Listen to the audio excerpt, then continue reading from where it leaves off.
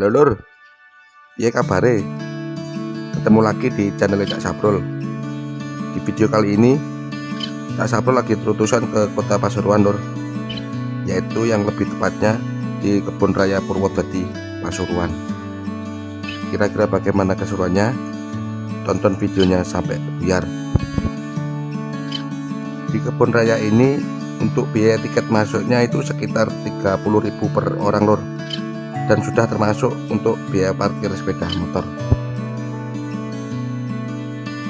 Sebelum kita lanjut ke videonya, bagi yang sudah gabung di channel Cak Saprul sejauh ini, Cak Saprul ucapkan banyak-banyak terima kasih atas dukungannya.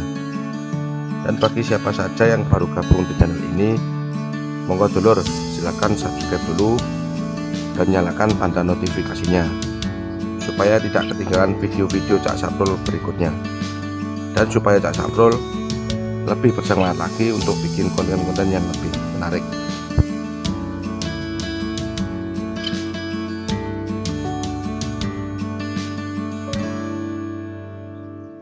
Di sini juga tersedia untuk persewaan sepeda listrik, sepeda ontel, dan mobil golf lur.